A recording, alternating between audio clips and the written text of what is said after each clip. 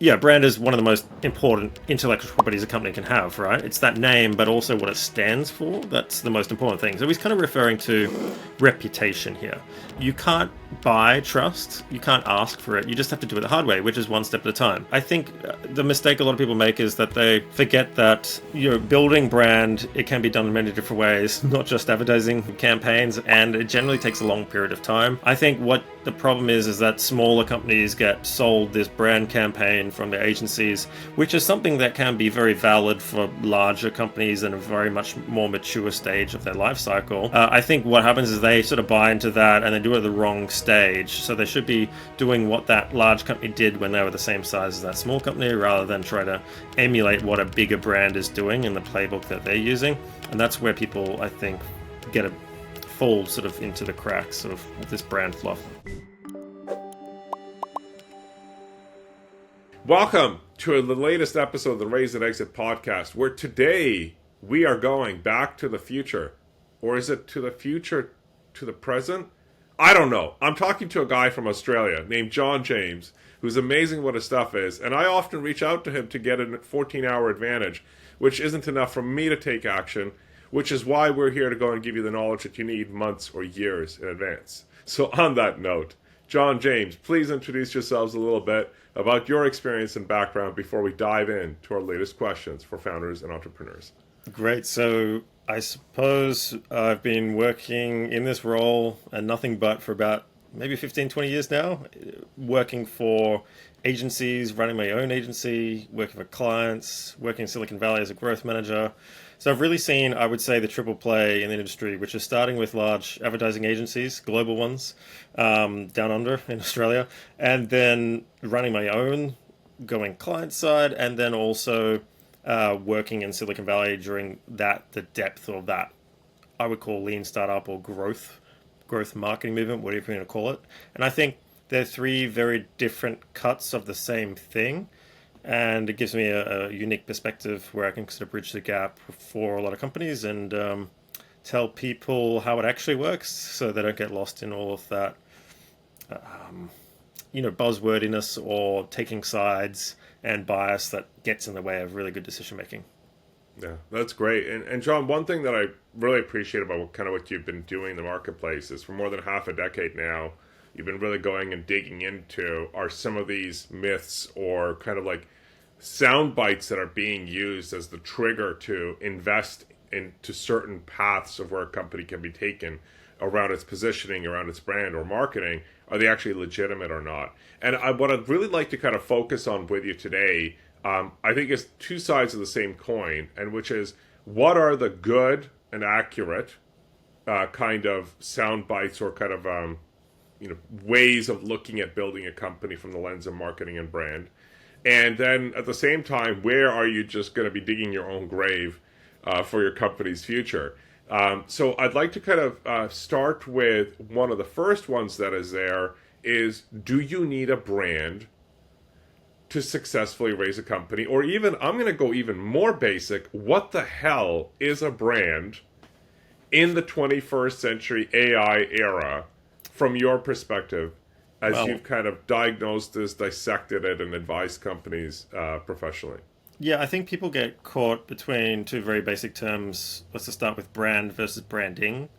There's a lot of ways or different words you can put on the end of brand marketing, brand advertising, brand building campaigns, brand personas, all this kind of jargon, right? But brand at its essence, at its first principle, is human memory real estate in a commercial sense, yeah?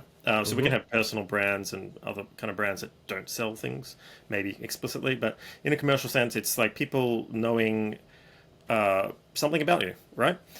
For that to be commercially valuable, though, they can't be just aware of your name, so brand name awareness. It also needs to be attached to what we call a category, or like the industry and the thing that you sell, right? So the category that they place you in their mind when they're in market for that thing. So they could be very much aware of you and not know what you do, therefore not purchase you. So that's the first sort of trap people can get caught in. They can get caught in this brand name awareness sort of objective, and that doesn't necessarily give you more revenue or more product sales. So you need to be very careful about that. Now, branding is more of a process of trying to create those memories in the first place. How do you do that? Through lots of different things, not just ads, not just creative content that you're creating. It can be a trial, it could be a product purchase, it could be word of mouth, it could be, I don't know, you see the distribution, like it could be sold in a store that you go to, or it could be recommended by a consultant. So there's lots of different ways that that branding process can work. And I think sometimes people confuse the two things. Like one's more of an asset that can be Yep. leveraged of different quality, and one's more of a process to try to get that asset in the first place. And I think that's where a lot of people get confused with brand. Yeah, and I raised this with you because this is something, look, not just the two of us, but a whole network of, I think, people who actually know their stuff are dealing with on a regular basis. And I think what is there for a lot of organizations is they think that it's an afterthought. Well, I got to go and build up my reputation. I need to go and have a good product that is there in the marketplace. Um, but what I think what you're kind of pointing to here is that you can either go and do this kind of through the law of unintended consequences, of like, hey, I'm just going to go and do what I do, and I get the brand that I go and get. Or you can over engineer it and have it just all be about the brand and the branding and the look and the Pantone or whatever the heck it may be. And I know I'm just kind of getting, facetious here, but I've worked on both ends. And if I'm a earlier stage founder or entrepreneur, or even if I'm a later stage business, what are some considerations I should have? What questions should I be asking myself or my team to kind of find that balance between having the rest of the business to be run, but also make sure that the right knowledge about my brand is with the right people in the market? Okay, so one of the things that I think a lot of people get wrong is that brands are best built by what we call market penetration. So the clearest sort of link between two variables, if I call it, is brand penetration, which means the number of customers you have net in the market relative to your competitors, in however you want to define that So category or that market. that's like the brand development index, which we used extremely well for decades and has completely disappeared as a business term in the past 15 years. Just Yeah, yeah. for the record, by the way, which drives me nuts, but keep going. Yeah, so brand name awareness and brand awareness, the terms that sort of get sold by mostly advertising agencies or marketing vendors. So I think what gets sold here, which confuses a lot of founders and different stage companies, is that they get sold that on the fact that, hey, we can create a brand for you in a one campaign or a series of campaigns, which is generally advertising campaigns or some sort of marketing comms, and we can create instantly a brand for you because you don't have one. Therefore, we've got the secret, and we can create this brand for you. I really like what Bezos says about this. You could probably Google this on YouTube or something. Bezos talking about brand or whatever. It's a very old Mm-hmm. thing. I'll bring I up the know which quote one you're actually talking about. if Yeah. you want. It's probably one of my famous, my favorite quotes about it because he just cuts through all the BS and gets straight to the heart of it. But basically, what he says is that, yeah, brand is one of the most important intellectual properties a company can have, right? It's that name, but also what it stands for. That's the most important thing. So he's kind of referring to reputation here. And he's like, we worked very hard to get this. You can't buy trust. You can't ask for it. You just have to do it the hard way, which is one step at a time. Which is you make a promise, you sell something, they buy it, they use it, and it actually fulfills that promise. And you just keep doing that over and over and over and over. And over time, over a long period of time, that gets encoded into their brand, into their brain. Sorry, it gets reinforced, and people know who you are and what you do, and will trust you. And that's kind of like a brand. So I think the mistake a lot of people make is that they forget that. They forget that building brand, it can be done in many different ways, not just advertising campaigns, and it generally takes a long period of time, and it will have Yeah. a very much non-linear effect. So when you're starting out very small, you basically don't really have a brand. You shouldn't be worrying about it. You should just be focused on customer acquisition, net customer acquisition growth for as long as you can. I think what the problem is that smaller companies get sold this brand campaign from the agencies, which is something that can be very valid for larger companies in a very much more mature stage of their life cycle, for various different reasons, what we can get into. But I think what happens is they sort of buy into that and they do it at the wrong stage. So they should be doing what that large company did when they were the same size as that small company, rather than try to emulate what a bigger brand is doing in the playbook that they're using. And that's where people, I think, get a fall sort of into the cracks So of I this want brand to fluff. so I love what you said that, and I want to unpack something that I think one of the catalysts from that I'm seeing traps people, and it's that whole notion of the promise. Because Bezos is right, it is around a promise, but I think what people get into is the notion of the promise that inherently fulfilling against, the promise that we declared in some obscure, document or web portion of our website 13 years ago, or something like that. And then what I think is there's the implicit promise that is being sought by the marketplace. And I think the trap is that people go and say, well, everybody wants to go and buy from us. And from all the work that I've been part of and what we go and do, the whole market never wants to buy from you. How much does that matter? How important is it that you find the right promise creators with the right promise fulfillment seekers, like in actually in a proactive way versus kind of letting be found? How important is it to get that matching figured out with the market? Yeah, look, I think, we're kind of talking about cohorts here and sort of growth stages, and I think this is what gets lost, is this nuance between like different stages of growth, and you'll hit diminishing returns on certain things that you're doing. But like very early on, I agree, you should be sort of quite focused with the sort of target market that you're going on with. Mm-hmm. What gets sold to you at that time from some marketers sometimes is that, no, go broad, go big, reach everybody in the category, which is good if you have unlimited budgets, but we have realistic constraints here, and just really, they're already bought some other brands, so you're not going to get them anyway. So unless you're like, 20 times better, like forget about it. So I'm definitely one for focus at early stages and sort of work in customer cohorts, and then sort of expand and layer those on to you. There's some really good diagrams around this sort of layering process. Yeah. And I think the same happens with your marketing or promotional approach as well, is that you'll start with one initiative, which is more like direct response, sort of direct sales. You'll get a sort of really loyal cohort of people who are a really good match for your product. And then, you'll get some other people on board, which are maybe a bit less better match, but like still use you, or looking to switch from another competitor to you. And then you sort of go on and so forth. And you're laying on these customers a bit by bit. And then eventually you'll get to the stage where you get these, what we call light buyers, which are people who are sort of just like, there's lots of them in the market. And they switch. There's lots of them. They probably don't use the product very much.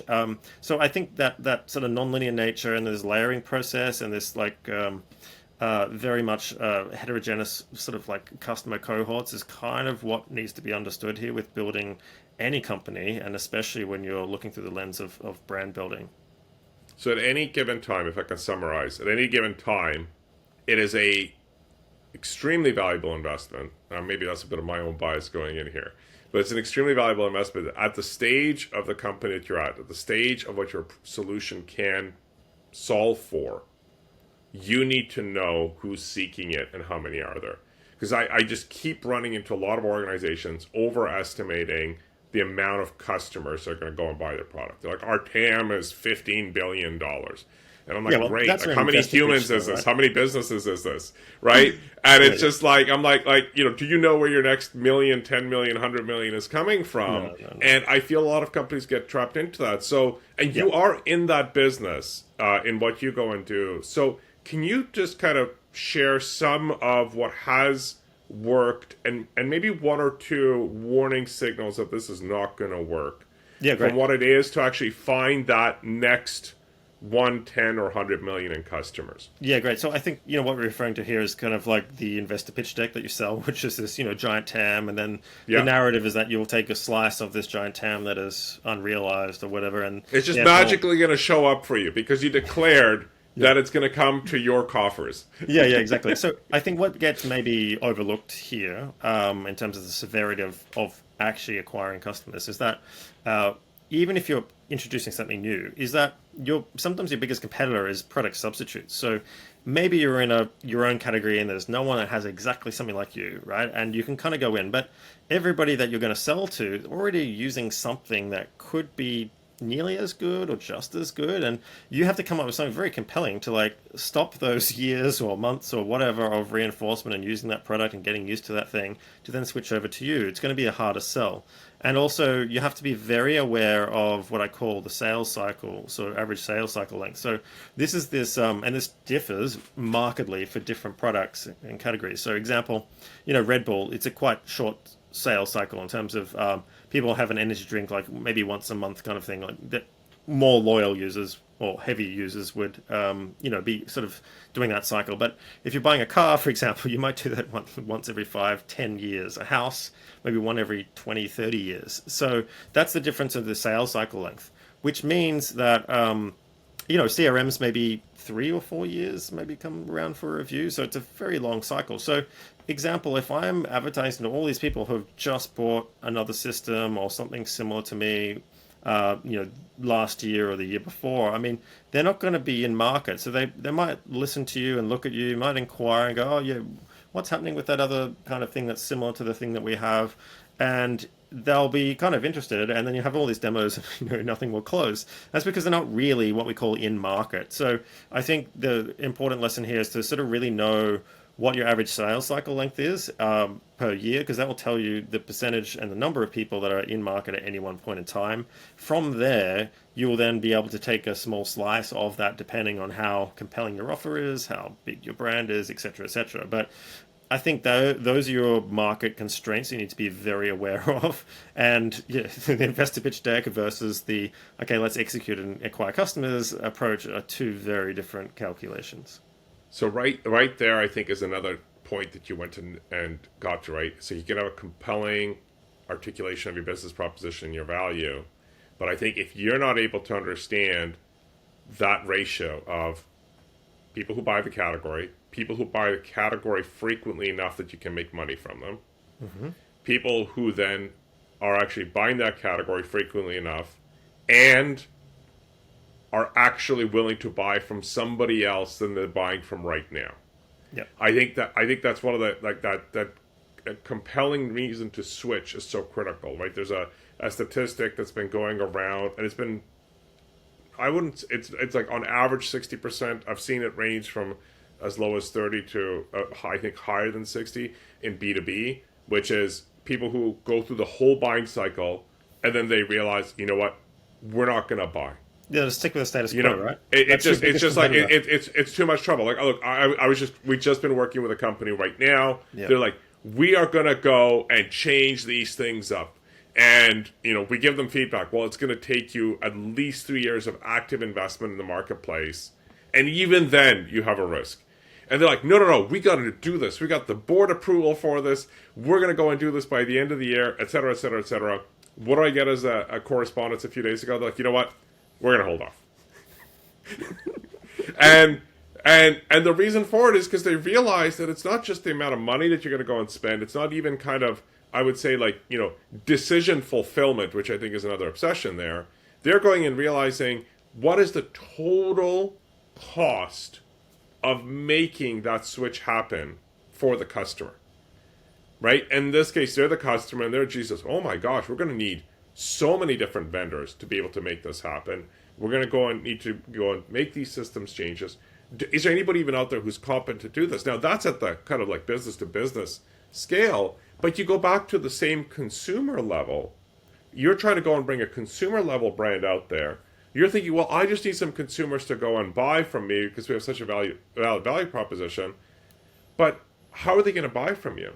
Well, they're just going to go to the store. Great. Now you got to go and convince dozens of retailers to swap out their limited real estate for you. You need to provide a compelling reason and credibility that their jobs are on the line.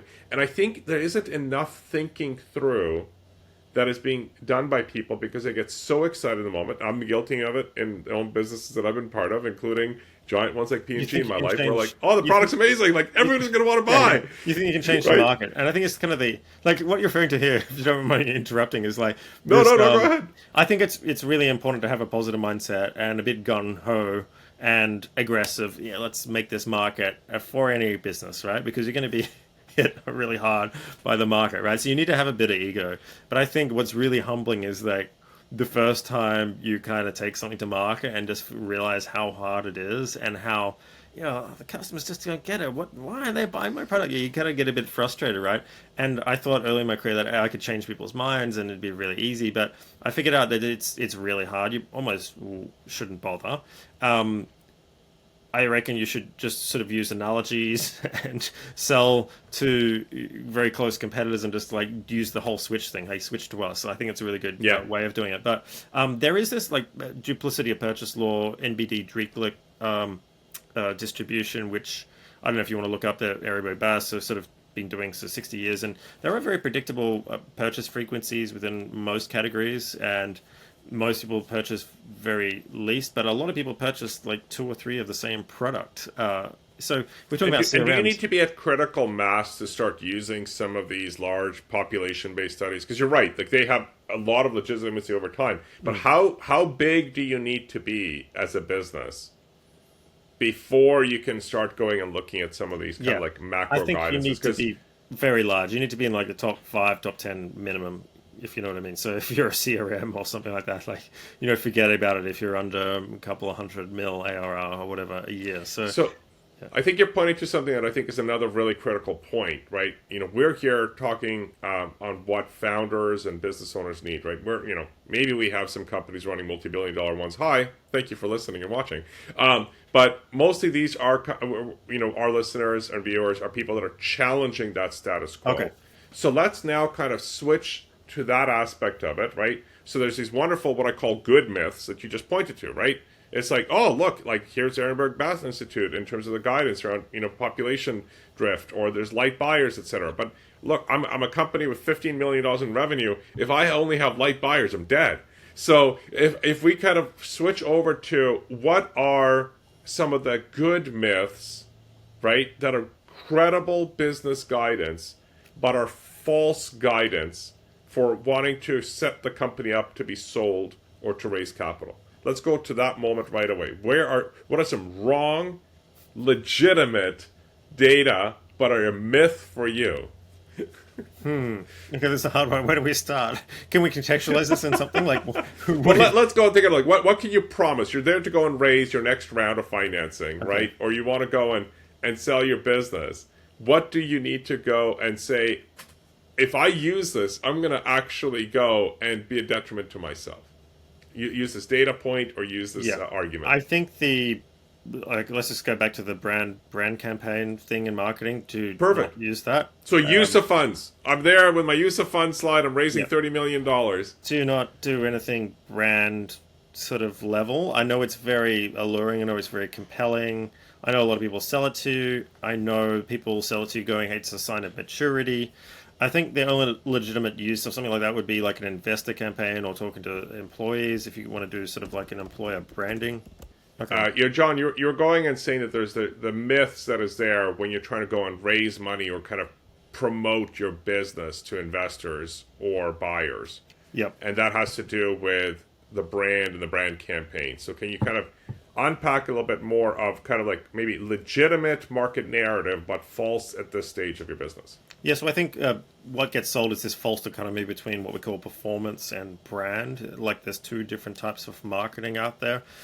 Performance, generally, people are related to, I would say, more targeting in-market people using two particular channels, which would be like meta ads and search or search marketing and social media sort of advertising or something like that, which most people traditionally in the startup world put a lot of money into. That was kind of what was pushed by YC and a lot of accelerators for various reasons. The yields of those two have been plummeting very rapidly, especially in the last couple of years. And I think what the legacy advertising industry did is they sort of went further towards this brand campaign side as a way to compete against that.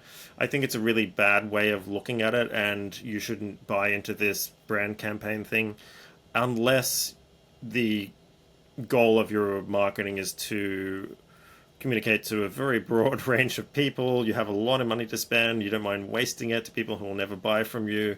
You know, it's more about investor relations, employees, and employer marketing or branding and potential partnerships at a play. But that generally comes when you're a much larger company. So I'd resist at all costs this pressure to be more mature in your marketing department by doing brand marketing, whatever that's supposed to mean. If you ask 10 different people, and I have, I'm doing a study on it right now worldwide, no one knows what brand is. Everyone answers in a different way. The same goes for brand Yet, marketing or brand advertising. yet everybody's using it as a Yeah, term, right? We're everybody's always doing it. talking about like we have our brand, we have our investment. Yeah. So and you just went and pointed to something that I think is really good, which is like what the team does. So I'm going to kind of leverage your experience and expertise of weaving, going in, sometimes being the first marketing or brand advisor to organizations. Other times you've come in and kind of helped people through it, through the hiccups. If you're a business owner or a founder, what do you need to look for to set yourselves up 2 to 3 years from now with a strong marketer or strong brand oriented hire? What should you Ooh. be going and looking for? Yeah, I think wait as long as possible. You should be focused on customer acquisition, but you should have a really good idea of how customers are acquired, exactly the Mm. messaging that works, the product features or elements that they really respond to. I think if we go back even a step further, there are certain what I call purchase triggers or emotional triggers as well as functional triggers that you can use. And I don't mean emotion in terms of like just some random crying or love or something like that. For example, price can evoke emotion. A really Mm-hmm. good price can really get people excited. Oh, this is amazing! Like think of ChatGPT when Yeah. it came out, like $20 a month, and I get all of this. This is awesome. So I think be wary that just learn as much as you can around how do people buy your product in your category. Know as much as you can about all of that, and you should start with that grounding, and I want to then add something to that because it's not the same as that first 10 to 30 people that bought from you that knew you, right? It's no, because people who don't know you yes, or your company and how they buy you. And I think that's the myth right there. yeah, People think that the first 10 to 30 buyers are some kind of an extrapolation of the next 1,000 to 300,000, and it's not. no. I Generally, love what you say that. Go, keep going, keep going. well, generally the first kind of cohort of customers when you're starting off is like what I call fanboys or girls. It's like Yeah. people that know you. They're leveraging your personal brand and your trust to be closed and use your product. And often they just do it because they like you, they like your product, they want to support you, right? The So it's an real irrational purchase. yeah, it is. It's But the an real irrational brand purchase. It's the founder's brand. It's the yeah. entrepreneur's brand. But you'll quickly, I would say, exhaust your personal network and the end of that customer cohort, and you'll have to go further afar, right? And that's what I'm saying. Like growth is like this constant sort of cohort to cohort sort of layering effect. And the next year, like you said, the next cohort are probably people who don't know you or maybe have heard of you through somebody else, and it takes a lot more to convince them to purchase. You probably notice, right? And then that never ends. What I think does help you in the future, though, is that this brand thing then starts to handle those objections better and better and better. So the bigger your reputation, the longer you've been in the market, the less objections you're going to hear once you go further and further and further afield to people who very much don't know much about you at all. You'll notice it'll be much easier to close them. So that's what I mean. But yeah, coming back to brand, like really understand those purchase triggers, and maybe not the first 10 or that little cohort of the fanboys and girls, the next cohorts, which are real customers who going, why should I buy you? Like, I don't know who you are. Like, why should I trust you? Like, all those kind of objections that you got to handle, and that stuff is really, really critical. And understanding those CEPs or those buying situations or jobs you've done or whatever you want to call it, really, really important. And then the triggers around that, both functional and emotional triggers, are really, really important. That should be your base for both your sales department, but then also briefing your future marketer to make sure that they don't operate outside of that reality and just go into the clouds of brandiness and start just putting billboards everywhere, if you know what I mean. So I think, before you get to the hire, know what that is, and then put a ring fence around that next marketing hire to make sure that they don't take you for a ride and waste all your money. So, John GPT, feel free to speculate on what is that kind of like minimum half a dozen things that the contemporary business owner needs to then keep in mind. And we've heard a few, right? So we've heard understand how the customer buys that you don't know, right? We've gone and heard about reconciling between the people that are in market and are actually willing to make a purchase consistently from who they as an alternative to who they have already, right? I'm also going and hearing go and delay the whole brand and marketing campaign bit until you either have the capital or the resources to be able to do so. And it may be valid, right? It's another one of these good myths, right? Yeah. You may need it to go and get credibility for scale or the next investment, etc. And so I'm at 3. And the fourth myth that I'm kind of going and hearing is that notion of getting into the false understanding of the purchase drivers, right? Like emotion actually does matter, but it may not be the ones that you're going and looking for. So I got 4 of those 6. Yep. What, like, finish this session off with us. Okay. What are 2 more things, or did I miss something? No, there's some really that good you ones. told me? So one of the top 2 questions I got asked is like, what channels should I be investing in? So yes. What that means is like, which mediums or what initiatives should I be doing? And there's a lot of conjecture around this. The issue with that question, why it's very hard to give a really good answer, is that it really depends on what assets you have already. Example, if you've got a website that's been around for a while and you're ranking on Google and stuff, like, it might be very valid to put a lot of your eggs into the search basket, right? For a new business starting out, I would say no. Like, avoid that at all costs. And the yields of these channels change, which makes it really, really complex. I think layered on top of that complexity is that you'll have certain biases of operators or marketers, or even yourself. You'll have a predilection for the channels that you use, that you like, that you're interested, as opposed to the ones that may be really effective where your customers are using and sitting, and probably the best way to communicate to them and try to get them into your funnel. So I think that's a big part of bias that we have to be extremely careful of around choosing channels. What makes it really hard, especially in tech, is that we get enamored and sort of hooked into what I call institutionalized ecosystems, which is if I have a view that we acquire customers through a website, and that website has a CRM in the background, and we have analytics going on the top of that, and we can track people, etc., etc. You get wedded to that view of growth in your business, as opposed to how people actually buy in your market and which media that they use. So you can easily get drawn down this path, especially if you hire someone which comes from more of a digital marketing background. They won't know how to do those other 59 channels, right? So you're probably using 4 or 5 as opposed to the 50 or so. So, and when I say that to people, like, what are the 50? And I run through the list, like, oh my God, there's a lot of things that were just completely outside my periphery. You have to figure that out. I think this is that investment into what you're kind of articulating. How does the customer that would buy your company's products or services buy your types of products and services? Yep. And that will answer the channel question. What do I use? Yes. Yeah. So one of the research that I do at the beginning is like, okay, so how do you buy?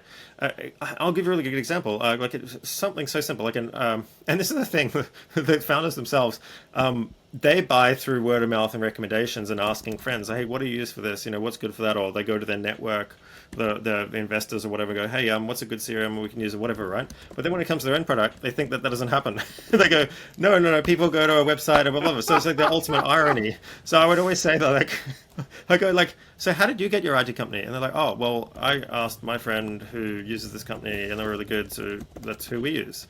And I'm like, okay, so how do you get your accountant? Oh, well, my dad knows this person who does accounting for them, so that's who he is. Okay, great.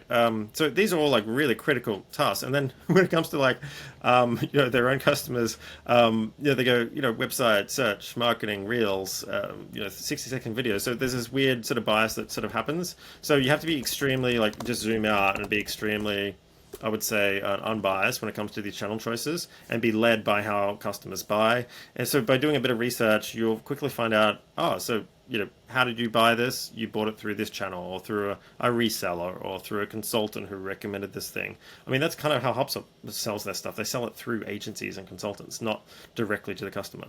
That's where they get most of their big accounts from that are sticky. I love what you're kind of going through this, because I think I see so many pitch decks that is there to raise money, or I see so much articulation for companies that are looking to sell, right? So in pitch decks, I'm going and seeing this kind of this abstraction of the notion of how we're going to go and allocate the money towards marketing. Yeah. And I never go and see, oh, we're going to take a small slice of this money. We're going to figure out how that next cohort of customers is going to buy. Yeah, like nobody's investing into intelligence. That would be the mature way of doing it. Yeah, every time I see GTM, it's just like a to-do list of like channel investments, listed in order. I'm like, that's not a go-to-market. That's just a list, like a shopping list. There's no coherence between the channels. Like coherence means that they all sort of play into one another or fit aside each other. That instantly tells me that they don't know how to do GTM. They should probably hire someone to give them some advice around that before they make some really bad mistakes. Oh, that's beautiful. So I'm gonna give the final word to you, John. The myth that you hear being referred to that just makes you wince. Like you're like, oh, if I hear this coming out of their mouth, this means that they are going to be impaired quickly. Ooh. So what is the myth statement that you hear that okay, this is a big screw one. the business? This is a big one. Do not use agile lean startup method for growing a business. That is the worst way to do it. I think that's going to be very controversial. I understand. I just saw someone post about lean startup method. I interviewed someone who's basically the book was written about. He was a very early stage sort of growth person at Meetup, who then our reason that then spread that sort of through their book, seminal book, whatever it's called, Lean Startup Method. Do not use that method. It's antiquated. It doesn't really account for the normal yields of the modern way that customers acquired, especially it's very much a digital marketing focus. But I think the biggest mind crime is this agile way of operating, and what that does is that we create a list of tasks, generally in some sort of Kanban project management system. By virtue, those tasks are not coherent with one another, so they're just like allocated tasks to people, and it needs to be a manual process at the top of that to make sure they sort of all play into one another. For example, I do research, I then find out what the purchase trigger is. I create content around the purchase trigger. That purchase trigger content pieces are then disseminated through my distribution channels, being, I don't know, maybe we've got a following on LinkedIn or something. Maybe we have an email list where people are looking for content or whatever, right? Similar to what you're doing now. That's the distribution channels of that content that has come from research that we know will be effective in eliciting some sort of like purchase trigger on the people that we send it to, and maybe there's an offer around there, some trial thing to then close them. So that's coherence, right? Incoherence is just like a list of channels going, let's invest in these things. We split it out to like 13 different employees or different departments or brief or agency, whatever. Everyone's doing all these kind of things. Everyone's super busy. Everyone's being very productive, putting tasks through and going, hey, I was super productive. I got like 20 tasks done today. Therefore, success. I think like that and project management systems, agile and the project management systems that are very task orientated have conditioned us all to not understand what strategy is and the kernel of strategy, which is this coherence that is born from market insight or research or a diagnostic phase. And that's the thing that has been lost, and we just go straight to what's called the action plan, which is number 3 of the strategy kernel. And that has worked when they've got this halo effect of growth in the market, and channels are cheap and everything, and there's a lot of money sloshing around, and there's zero interest rates sort of environment, and growth is kind of somewhat artificial. But now that that's all unwound, we need to do things properly now again, like we did before. And I would strongly recommend people to not go through that sort of agile lean startup sort of way to market, because you'll increasingly find it's a very low yielding, grinding, exhausting process. John, you've shared so much about what it takes to actually run the business, and I think that sometimes is lost in the romanticism of raising capital or selling a company. And what I just kind of heard through all of today was that whole notion of you got to go and demonstrate that your business can just run and what it takes to run. So thank you for your contributions. For our listeners, John has been running his own Champagne Strategy podcast series for years, where he goes and unpacks a lot of these marketing, go-to-market, brand myths, and more. So please go and give him a listen as well. John, thank you for joining us today. No worries.